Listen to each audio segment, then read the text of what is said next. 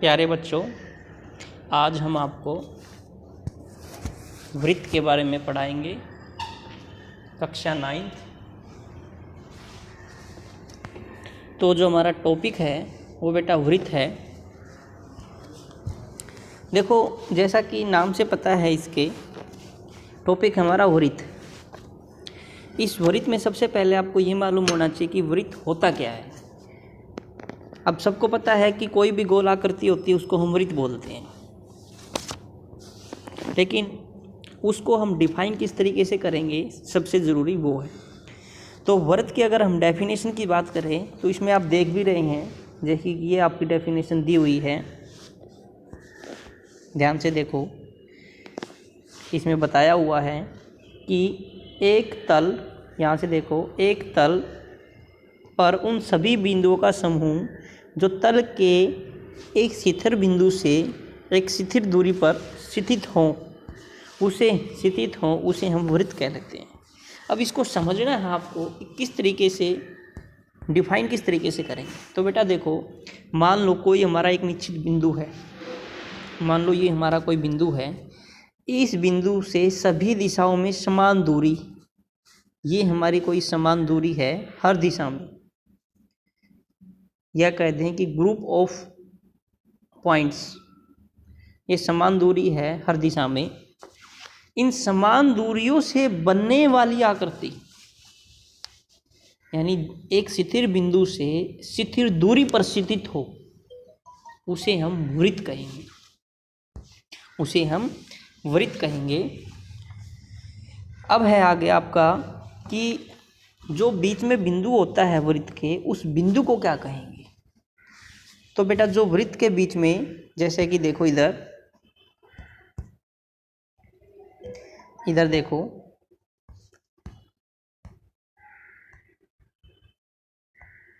ये हमारा एक बिंदु है बीच में, ओ बिंदु। इस ओ बिंदु को, ये ओ बिंदु है हमारा, इस ओ बिंदु को हम सेंटर बोलते हैं, केंद्र बोलते हैं। और इसको डिफाइन करेंगे हम, केंद्र क्या होता है, स्थिर बिंदु को केंद्र बोलते हैं, जो हमारा की ओ है। अब है हमारी त्रिज्या।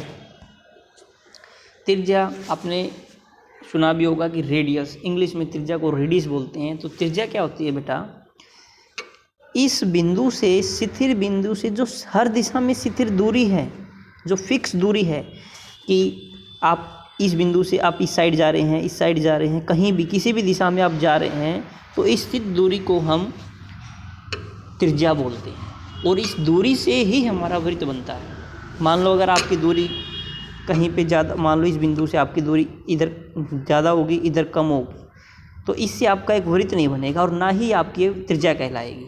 लेकिन हाँ, इस बिंदु से सेंटर के बिल्कुल केंद्र बिंदु से हर दिशा में जो बराबर दूरी होगी, उसे हम त्रिज्या कहेंगे। अब है नेक्स्ट व्यास, जिसको इंग्लिश में हम डायमीटर भी बोलते हैं, और इसको डी से शो करते हैं हम। डायमीटर क्या होता है बेटा, केंद्र से जाने वाली जो रेखा होती है, कि ये हमारा केंद्र है, सेंटर हो गया हमारा, इस सेंटर से ये हमारा वृत्त हो गया, इस सेंटर से ये होगी त्रिज्या। दोनों तरफ जो दूरी होती है, यानी इस सेंटर से ये इस साइड भी गया, इन्होंने इस साइड भी दूरी तय की, और इस साइड भी जो दूरी तय की, तो इस पूरी त्रिज्या को, यानी आप कह सकते हो कि त्रिज्या का डबल, त्रिज्या का 2 गुना, उसको हम जीवा उस जीवा को हम व्यास कहते हैं। जीवा एक वर्ड आया इसमें बीच में, जीवा की जीवा क्या होती है।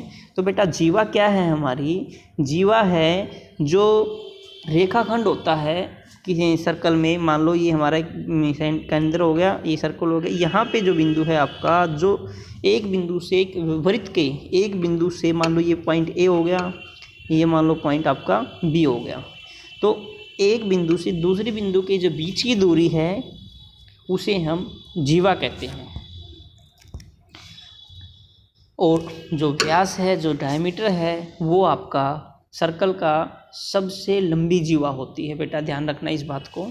अब आगे है इसमें कि चाप क्या होती है। चाप का मतलब होता है आर्क लगाना, ठीक है, जहाँ से भी हम कट लगा दें। मान लो हमने यहाँ से कट लगा दिया, ये 2 कट लगे हुए हैं, तो ये देखो सबसे लंबा कट है, इसके बीच में कोई पॉइंट आ गया आर, ये ए पॉइंट, ये आर पॉइंट, और ये आपका मान लो ये आपका ए पॉइंट, ये आपका आर पॉइंट और ये आपका बी पॉइंट। तो ए आर बी जो बिंदु हैं ये आपके दृढ़ चाप कहलाएंगे। दृढ़ का मतलब होता है बड़ा और लघु का मतलब होता है छोटा।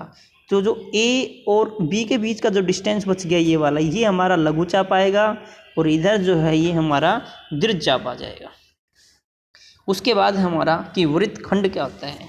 तो वृत्तखंड का मतलब बेटा वृत्त का भाग, वृत्त का खंड, वृत्त का हिस्सा। अगर वृत्त में इसे मैं 2 हिस्से कर दूंगा तो भी वृत्तखंड कहलाएगा। मान लो मैंने एक वृत्त बनाया, इसको मैंने यहाँ से काट दिया। अब एक पोर्शन तो आपका ये हो गया, एक पोर्शन आपका ये हो गया, ये 2 पोर्शन बच गए आपके। तो ये दोनों पोर्शन वृत्तखंड हैं, लेकिन बात ये आती है कि छोटा कौन सा और बड़ा कौन सा। सेम वही जो अभी आपने दृढ़ और लघु चाप में किया था। छोटे वाले को हम लघु चाप कहेंगे, लघु चाप कहेंगे, और बड़े वाले को हम दृढ़ चाप कहेंगे। अब आता है बेटा त्रिज्या खंड।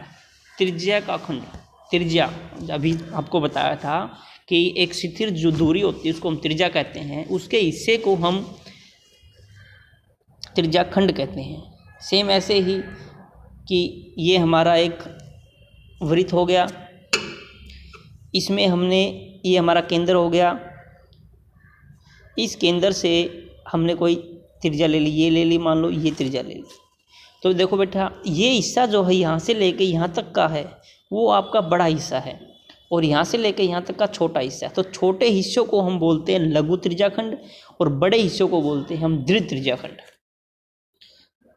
आशा है कि आप लोगों को यहाँ तक समझ आया होगा। बेटा इसमें हमने सिर्फ आज आपको वृत्त के बारे में समझाया है कि वृत्त क्या होता है, केंद्र क्या होता है, त्रिज्या क्या होती है, चाप, जीवा, व्यास, त्रिज्याखंड, इन सब के बारे में। अगला जो टॉपिक होगा हम इससे आगे के बारे में पढ़ेंगे। धन्यवाद।